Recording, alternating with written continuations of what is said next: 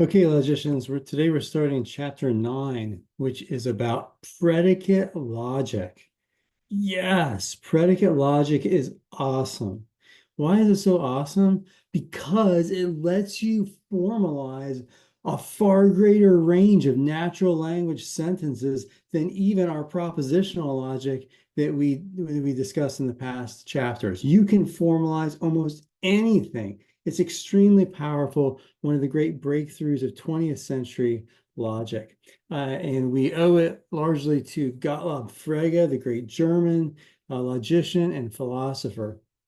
And so you've got statements that can't be symbolically translated either by categorical logic or by propositional logic. Predicate logic gives you all the powers of both of them. So Frege is a key person here, and applications of this also due to Bertrand Russell and other great 20th century logicians. Okay, so the idea here is that the fundamental unit, the building block of predicate logic is the predicate. What do I mean by that? A predicate is basically, you can think of it like an adjective. That's one way to think of it. That describes the characteristics of some given unit. And it provides precise translations for the meanings of singular statements, universal statements, and particular statements. I'll explain what that means in just a second. But let me contrast predicate logic with propositional logic. In propositional logic, the fundamental unit that we were working with was simple statements, propositions. Predicate logic, we're changing the simple unit from a proposition to, as we said, a predicate. Okay, so some terminology. First of all, let's talk about singular statements. These are composed of predicate symbols and individual constants. Now, the predicate symbols are going to be uppercase letters, A through Z. Individual constants are going to be lowercase letters that go up through W. We save X, Y, and Z for special variable purposes, okay? So just think about A through W. These are lowercase letters, and you should think of them as the names of individual particular things. So if I'm going to say Abraham Lincoln was a lawyer, I need to give Abe Lincoln a name. We'll name him A. That's the individual constant is A for Abe Lincoln. The description was a lawyer. That's my predicate that characterizes Lincoln, his properties or his actions. And we're going to symbolize that predicate with L, capital L, because it's a predicate. So the full thing is capital L A, and that means Abe Lincoln was a lawyer. Great. So we've got an entire proposition symbolized there, but it's symbolized by a constant and a predicate, which is different than how we symbolized propositions and propositional logic. We just had one capital letter that symbolized the whole statement, right? Which had a truth value. Here in predicate logic, the capital letter only symbolizes a predicate. It's not a complete statement until it modifies a constant. So yeah, that's the key difference. Now, of course, you can put together these singular statements in more complex statements. So if, let's say, S names Shane, and we'll say H symbolizes the predicate is an honor student, and capital B symbolizes the predicate is bright. Now we can say if HS, then BS. If Shane is an honor student, then he is bright. So these are singular statements because they are statements about singular particular items, individuals that we name with constants. We can also symbolize universal statements. And universal statements are about all the members of some class. And we introduce here a special symbol which has to do with the universal quantifier, and that is an X in parenthesis. X in parenthesis means for all the things that exist, what I'm about to say holds true. Now, what we quantify then, what gets quantified are statements about individual variables. Now, variables are different than constants. A constant names a particular thing, like Abe Lincoln. The variables, which we name with the three last lowercase letters, X, Y, and Z, they're not naming a specific particular item. They are naming like any given item. So if I want to say all the S's are P's, what I say is, or like I want to say, all of the spaniels are dogs. That's what S and P stand for.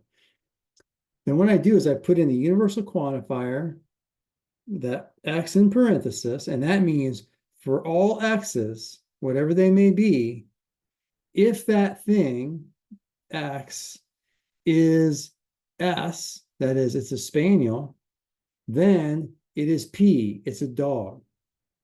So it's not saying anything about any particular spaniel. It's not saying anything about Fido, right? Because if I was going to talk about Fido, a particular dog, I'd need an individual constant, A through W.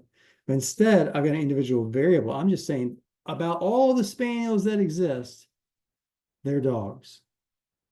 If X is a spaniel, then it's a dog. Or if I want to say all humans are moral agents, I say for all X, if X is H, then X is M, where H stands for the predicate humans are humans, and M stands for the predicate are moral agents. So for all the things in this domain of discourse, if they're one, then they're the other. Or if I want to say no millionaires are tax evaders, I'm also going to use the universal constant. So, but I'm going to say it like this. For all X, for all the things in the universe of discourse, if that thing is a millionaire, then it is not a tax evader. So for all X, if X is M, then not TX. That's what that means. Now, did you notice how these parentheses function? These are very important. The universal quantifier ranges over only what immediately follows it. And so the parentheses demarcate what that universal quantifier ranges over. So if we didn't have these parentheses here, this would be an entirely different statement. Let's say we dropped out the parentheses that were around that were on one side of the M and on the other side the TX. And let's just say it said for all X, if X is M, then it's not the case that X is T.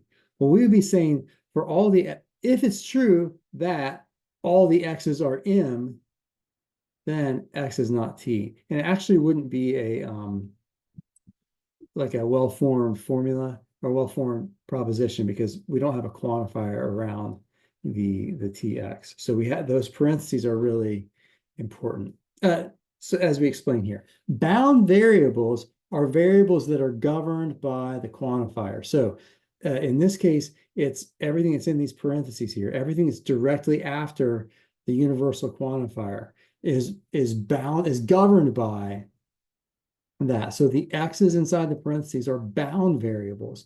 Now, if we dropped out the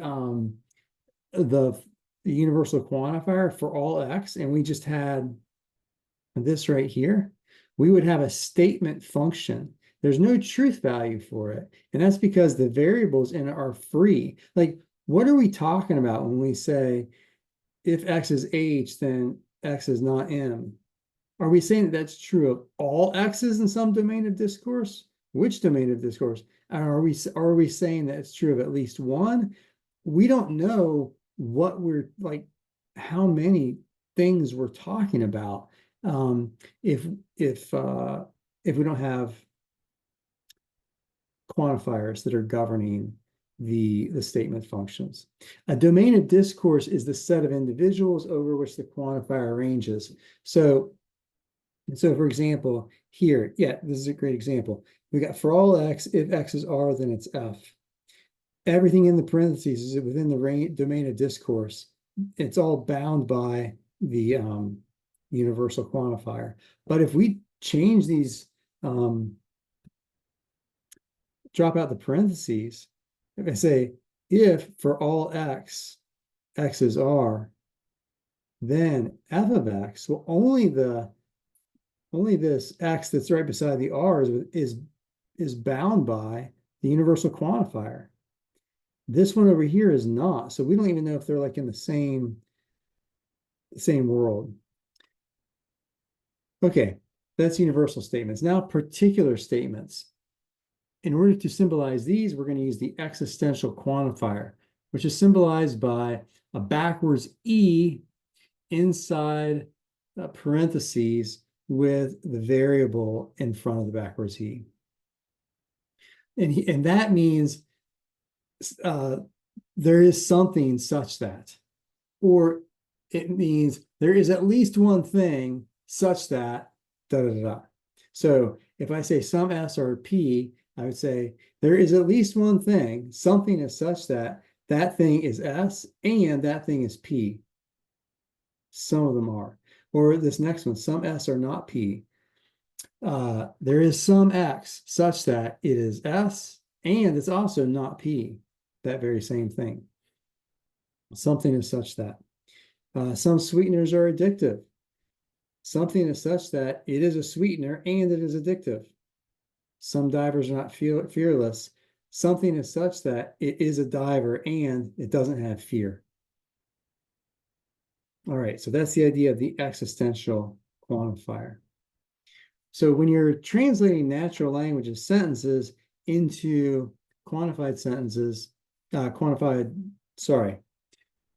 you're translating natural language sentences into predicate logic with quantifiers, you do have to pay attention to the meaning, both of the English language and of what you're then symbolizing. So if I want to say all the thoroughbreds are either brown or gray, I'm going to use the universal quantifier because I'm talking about all. Say for all x's, if it is the case that they are thoroughbreds, then it is the case either that they are brown or that they are gray. Or if I want to say thoroughbreds and mules are quadrupeds, I'm actually going to need to use the disjunction, the or, rather than the and. I know it sounds counterintuitive, but think about it. We're going to say for all the x's, for everything that exists, if it is either a thoroughbred or a mule, if it's either one of those, then it's a quadruped. We don't want to say if it is both a thoroughbred and a mule, then it's a quadruped, because nothing is both a thoroughbred and a mule. Those are mutually exclusive. So we don't want to use and. That's going to give the wrong meaning. We got to think about what's actually meant. We want to say if it falls in either one of these categories, then it's a quadruped. There are plastic bags. There are such things. Something is such that it is a bag and it is plastic. That's what that means there. There is at least one thing such that it is a bag and it is plastic.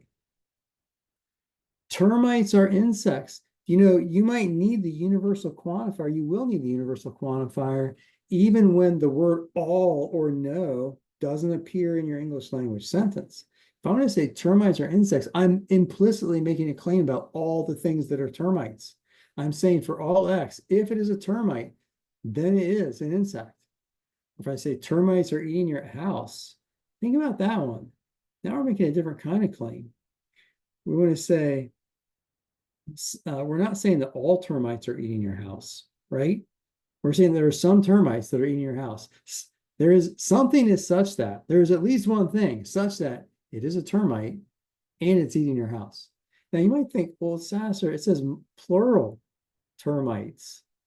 So you don't want to say something singular is such that. But actually the existential quantifier is not saying, it's not making a decision on whether the things it's talking about are one or many. It's simply saying there's at least one and maybe more things that fit this description. Exclusive propositions then. Only guests are welcome. How are we going to say this? Well, uh, for for all X, if it's welcome, then it must be a guest. Because if it's not a guest, then it's not welcome by transposition. So you got to think about the meaning. Or none but the brave are lonely. That's the same thing as saying, um, well, for all X, if something is lonely, it must be brave because only the brave are lonely. So even though it says has none in there, you're going to use the symbol for all the things that are lonely are brave things. All right, let's try one example here. How do we formalize this? Only sopranos are prima donnas, but all prima donnas are opera stars. Well, let's start with the first one, because these are two different statements brought together here by a conjunction. So first of all, I'm going to say all the things that are prima donnas are sopranos, right?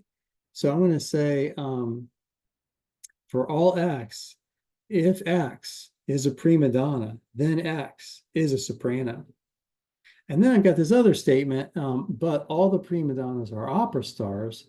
Now I'm going to say for all X, uh, if X is a prima donna, then it's an opera star. So actually, I could say both at once. I could say for all X, if X is a prima donna, then X is both.